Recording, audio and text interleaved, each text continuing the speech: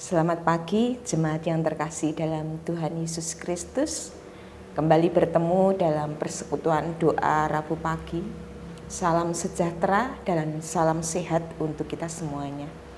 Kita akan mulai persekutuan doa hari Rabu pagi ini dengan bersama-sama mengangkat nyanyian dari NKB nomor 14. Kita akan pujikan bait yang pertama dan keempat.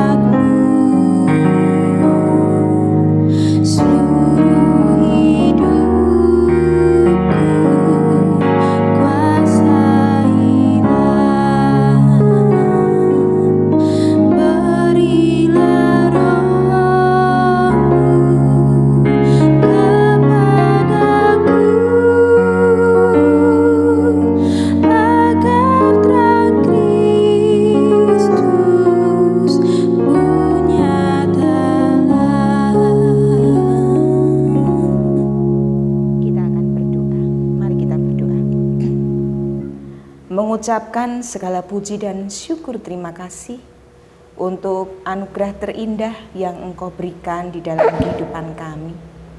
Pagi hari ini kami boleh bangun dari istirahat kami, merasakan kekuatan yang berasal dari tempat yang maha tinggi. Mengucap syukur karena Tuhan memberikan kepada kami sehat, kuat, boleh menghirup udara pagi yang segar, boleh merasakan sukacita dan damai sejahtera. Terima kasih Tuhan, terima kasih.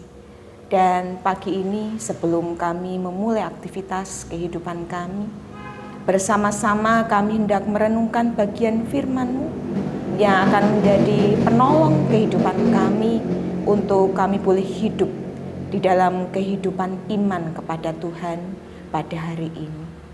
Kami mohon Roh-Mu yang kudus akan menguasai seluruh kehidupan kami.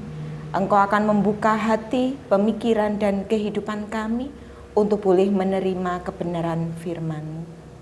Hamba-Mu yang penuh dengan kekurangan, Tuhan sendirinya akan perlengkapi dan Tuhan akan pakai sehingga segala sesuatu yang keluar dari mulut dan bibirnya adalah kehendak Tuhan. Mohon pengampunan untuk setiap dosa, kesalahan, dan pelanggaran-pelanggaran kami yang tidak sesuai dengan kehendak Tuhan. Hanya di dalam nama Putra-Mu yang tunggal Tuhan kami Yesus Kristus, kami berdoa dan mengucap syukur. Amin. Jemaat yang terkasih, Rabu pagi ini kita akan belajar bersama dari kitab Injil Markus pasal yang pertama, ayat 40 sampai 41. Injil Markus pasal yang pertama ayat 40 sampai 41 demikian. Seorang yang sakit kusta datang kepada Yesus dan sambil berlutut di hadapannya ia memohon bantuannya. Katanya, "Kalau engkau mau, engkau dapat mentahirkan aku." Maka tergeraklah hatinya oleh belas kasihan, lalu ia mengulurkan tangannya, menjamah orang itu dan berkata kepadanya, "Aku mau, jadilah engkau tahir." Jemaat yang terkasih, bacaan kita pada pagi hari ini secara utuh adalah kisah tentang penyembuhan orang yang sakit kusta. Namun kita akan belajar bersama-sama dari kedua ayat ini, yaitu ayat 40 sampai 41. Dikisahkan di sini ada seorang yang sakit kusta yang memohon dan menghibah berlutut di hadapan Tuhan Yesus memohon kesembuhan. Pada zaman dahulu, orang yang menderita sakit kusta itu adalah orang yang sangat menderita sekali. Dikatakan penyakit kusta itu adalah penyakit kutukan. Selain dia dibuang oleh keluarganya karena harus tinggal di luar gerbang kota, di dalam fisiknya ada bagian-bagian yang harus dia alami. Hidungnya, tangannya, jari-jarinya, organ tubuhnya, kupingnya, ada yang satu persatu lepas dari keadaan fisiknya. Sehingga keadaan fisik tersebut akan membuat perasaan malu selain dia menderita secara psikis. Karena secara sosial dia harus kehilangan keluarga, kehilangan hubungan dengan orang-orang yang dikasihinya. Dia harus keluar dari kota dan tinggal di luar gerbang kota. Sungguh, ini adalah membuat penderitaan secara psikis dan juga secara fisik harus dialami oleh orang yang menderita sakit kusta. Kalaupun ada saudara yang masih mau memberikan perhatian kepada dia, memberikan makan kepada dia, orang ini akan meletakkan makanannya di suatu tempat, kemudian dengan jarak jauh dia akan mengambil. Atau kalau dengan terpaksa orang ini harus masuk ke kota, dari jauh dia akan berkata najis, najis, atau unclean, unclean. Tujuannya apa? Tujuannya supaya orang-orang yang bertemu dengan dia akan minggir. Dia merasa bahwa dia najis, dia tidak suci, sehingga dia harus menghindar dari setiap orang yang dijumpainya. Jemaat yang terkasih, kehidupan orang yang sakit kusta adalah kehidupan orang-orang yang menunggu kematian dalam tanda kutip. Kondisinya kekeringan rohani, kondisinya kekeringan rasa perhatian, rasa dihargai sebagai manusia, tak bisa menikmati kehidupan layaknya yang dinikmati oleh orang-orang kebanyakan.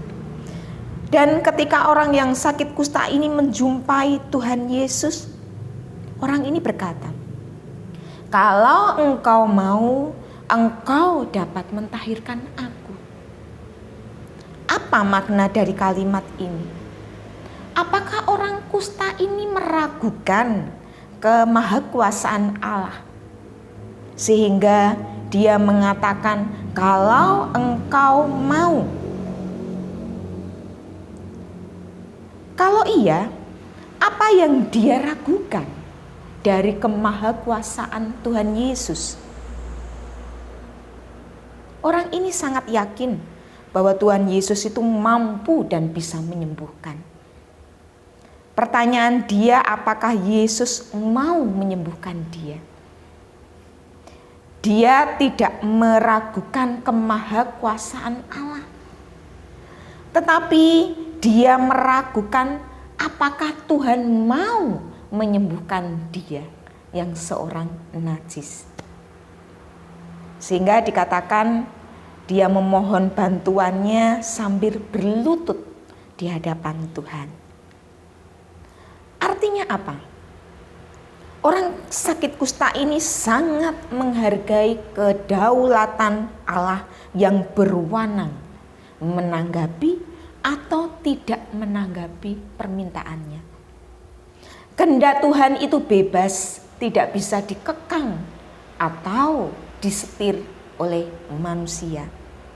Tuhan menghendaki Allah menjadi hambanya. Dia tidak menghendaki Allah ini menjadi hambanya orang kusta ini, yang diperintah sesuai dengan kehendaknya. Secara manusiawi dia ingin sembuh, tetapi dia sadar bahwa Allah memiliki kedaulatan sendiri. Yang berprakarsa adalah Allah sendiri kalau Allah mau mentahirkan dia. Jemaat yang terkasih, apakah saat ini kita menjumpai orang-orang yang membungkus bahasa rohaninya dengan dalam tanda kutip menjadikan Allah sebagai hambanya? Ketika orang beriman kepada Tuhan Yesus, Tuhan, aku percaya Engkau Maha Kuasa, Engkau menguasai seluruh alam semesta, sehingga aku percaya Engkau pasti menyembuhkan sakitku. Sepertinya kalimat ini adalah kalimat yang terbungkus oleh kalimat-kalimat rohani. Tetapi dengan orang mengatakan seperti ini, artinya orang ini menghambakan Allah. Untuk serta-merta Allah harus menjawab doa-doanya. Kita belajar dari banyak-banyak Alkitab, cerita-cerita bagaimana orang-orang yang meminta kesembuhan dari Allah. Tetapi ketika Allah berdaulat untuk tidak memberikan kesembuhan, orang tersebut pun tidak akan sembuh. Kita belajar yang pertama dari Paulus. Kita tahu bagaimana kehidupan Paulus dalam pelayanannya. Kurangnya apa dia? Tetapi di dalam pelayanannya, sakitnya seperti duri dalam daging. Dan Paulus terus-menerus memohon supaya dia sembuh dari sakitnya. Tetapi ternyata Tuhan menjawab tidak. Tidak, anugerahku cukup bagimu. Kita belajar juga dari tokoh Stefanus. Kita tahu siapa Stefanus yang mempertahankan imannya sampai mati dirajam batu. Pertanyaannya, kenapa Tuhan tidak meluputkannya, tetapi membiarkan seolah-olah Paulus menderita sampai dia mati. Seolah-olah Allah tidak menyelamatkannya. Tidak semua orang buta bisa melihat. Tidak semua orang lumpuh bisa berjalan. Tidak semua orang seperti Lazarus mati bisa dibangunkan dari kematian. Ini menunjukkan kedaulatan Allah yang tak bisa dipaksakan. Lalu apakah kita tak boleh meminta sesuatu kepada Allah? Boleh-boleh saja. Tetapi toh segala jawaban adalah kewenangan Allah. Sepanjang Dia menjanjikan sesuatu yang itu bisa kita pegang, bisa kita imani, kita percaya Tuhan pasti akan memberikan jawaban. Jemaat yang terkasih dalam Tuhan Yesus Kristus, apakah si kusta percaya Tuhan bisa menyembuhkan? Pasti. Tetapi dia memiliki pemahaman yang baik. Dia menunggu Tuhan sendiri yang berdaulat dan mau untuk menyembuhkannya. Dia menunggu Tuhan menyatakan kemurahannya dan menghargai siapa Tuhan dan siapa Dia. Lalu bagaimana dengan sikap hidup kita selama ini? Apakah kita selama ini hidup dengan mengandalkan kemahakuasaan Allah? Atau kita hidup dengan mengandalkan kemanusiaan kita sendiri? Atau kalau kita berdoa memaksa Allah memenuhi setiap permintaan kita, sehingga kita menghambakan Allah sebagai pembantu kita. Dan seolah-olah ketika kita tidak didengarkan doanya, kita mundur dari Allah Allah tidak kasih kepada saya. Allah tidak memperhatikan saya. Mari kita belajar dari iman si kusta ini. Yang pertama, ia percaya Allah yang mampu menyembuhkannya, namun tetap menunggu kedaulatan Allah nyata dalam hidupnya untuk menyembuhkannya. 2. Ia memohon Tuhan mentahirkannya. Ia tidak hanya sekedar memohon kesembuhan secara fisik. Ketika kusta, tangannya kemudian pulih, telinganya pulih, hidungnya pulih. Tidak hanya sekedar itu. Dia meminta kepada Tuhan untuk mentahirkannya. Tahir berarti sudah tidak najis, dianggap halal, diterima kembali keberadaannya sebagai manusia di tengah-tengah kehidupan sosial. Si kusta ini memohon kesembuhan tidak serta-merta hanya ingin memuaskan melihat kondisi fisiknya kembali sempurna. Dia rindu untuk terus bercengkerama dengan keluarganya. Dia rindu untuk bisa bebas beribadah ke bait Allah. Dia rindu untuk bisa bersosialisasi dengan masyarakat. Diterima kembali keberadaannya. Tidak hanya sekedar sembuh secara fisik. Jemaat yang terkasih dalam Tuhan Yesus Kristus, bagaimana dengan kondisi kita dalam pandemi COVID-19 ini?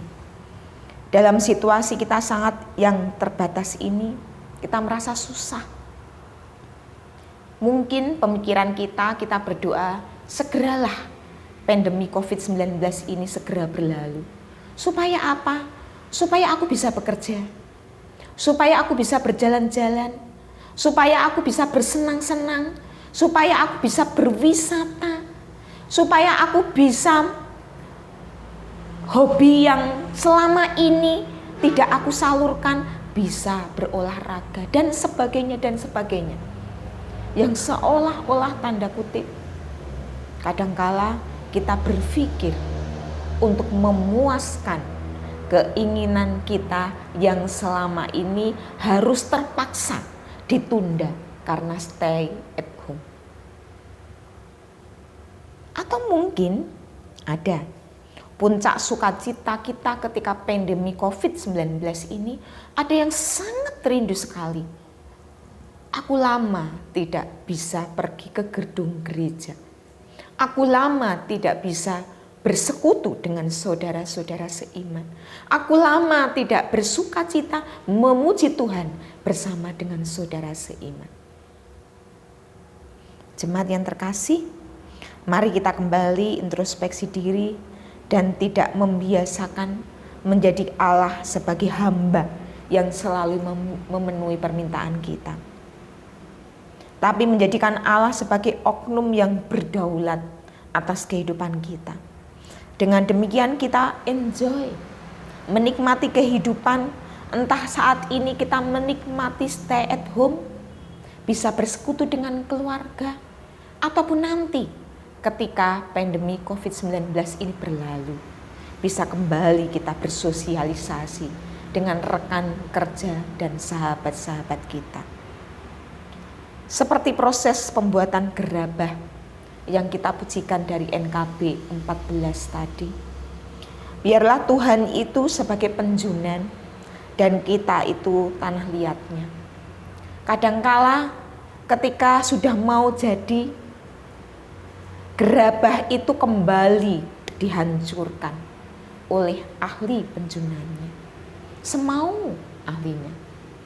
Supaya apa? Supaya menjadikan gerabah yang indah, gerabah yang dibentuk dengan kasih sayang oleh penjunan yang sejati, yaitu Allah.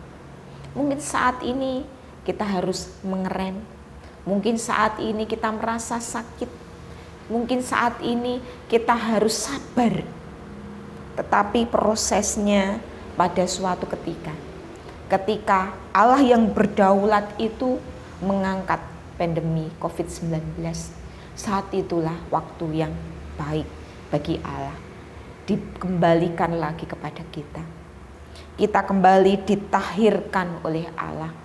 Tidak hanya secara fisik bersosialisasi, tetapi secara psikis kita menerima anugerah dari Tuhan.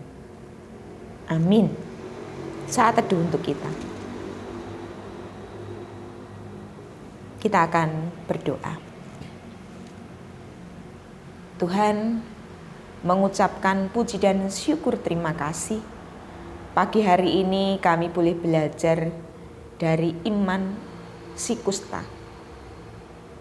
Bagaimana dia memahami kedaulatan Engkau sebagai penciptanya. Tidak pernah memaksakan kehendak pribadinya untuk memuaskan setiap keinginannya. Ajari kami untuk kami boleh merendahkan diri kami di hadapan Engkau yang Maha Kudus, bahwa kedaulatan Tuhan terhadap kehidupan kami adalah penuh. Kami menerima berkat-berkat Tuhan ketika Tuhan berkehendak bebas juga kepada kami.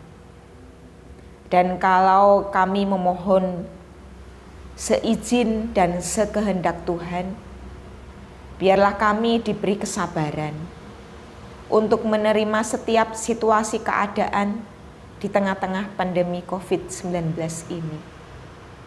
Membuat kami semakin melihat karya Tuhan yang luar biasa, siapakah kami, untuk kami benar-benar terus berserah kehidupan kami seutuhnya kepada Tuhan. Kehidupan kami seutuhnya Tuhan sendiri yang akan menjadi pembuat anugerah yang luar biasa bagi kehidupan kami masing-masing. Tuhan, kami rindu pada suatu saat nanti kami boleh berkumpul kembali di bait-Mu yang kudus. Kami boleh memuji memuliakan nama Tuhan bersama. Kami boleh beribadah dengan sukacita karena karya Tuhan luar biasa juga bagi kami. Kalaupun pandemi ini masih terus bertahan di sekitar kami, buat kami kuat bertahan.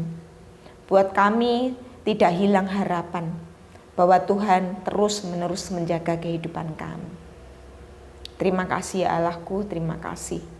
Bangsa dan negeri ini Engkau juga akan berkati para pemimpin kami, dari Bapak Presiden sampai dengan pemimpin kami yang paling bawah. Engkau berikan kebijaksanaan untuk terus memimpin bangsa dan negeri ini di tengah-tengah keprihatinan, menuntaskan masa-masa keprihatinan kami. Bersama kami berjuang untuk melawan COVID-19 ini. Dan bersama-sama pula kami menanti harapan baru Tuhan akan melepaskan kami semuanya. Terima kasih. Dan kami mempertaruhkan seluruh kehidupan kami. Kami pertaruhkan hanya di dalam nama Putra-Mu yang tunggal Tuhan kami, Yesus Kristus. Amin. Mari kita akan bersama-sama mengakhiri persekutuan doa Rabu pagi ini dengan menyanyikan NKB nomor 122, bait yang pertama dan kedua. Kidung NKB 122, bait yang pertama dan kedua.